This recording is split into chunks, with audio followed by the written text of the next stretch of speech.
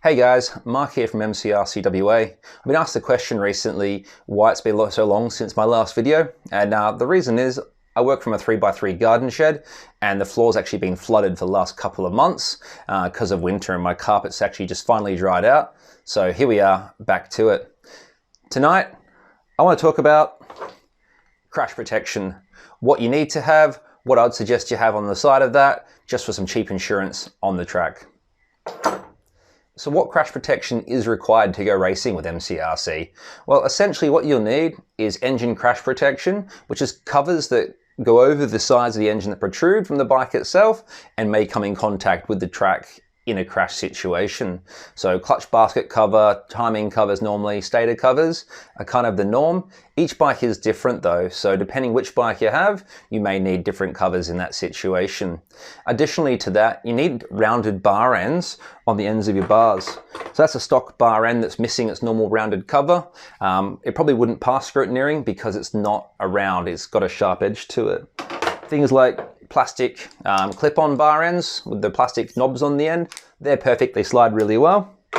Or if you want to go down the pathway of your brake and clutch lever protection as well, so they will also pass, and also a great safety thing to have if you want to go down that pathway.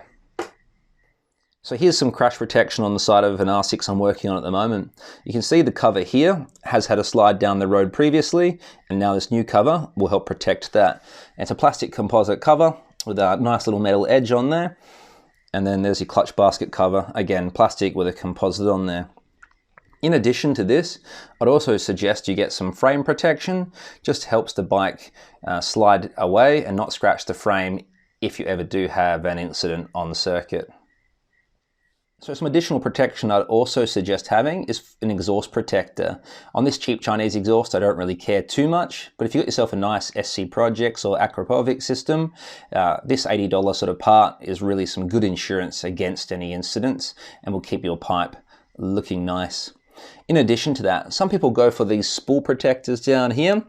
Although they're great for a street bike, I wouldn't suggest them for racing, simply because if you're changing tires from wets to dries constantly, having to undo the additional nuts on the rear axle and front axle really does slow down that process. So I've just got one here as a demo, but it's not something I'll be running when it comes to race day.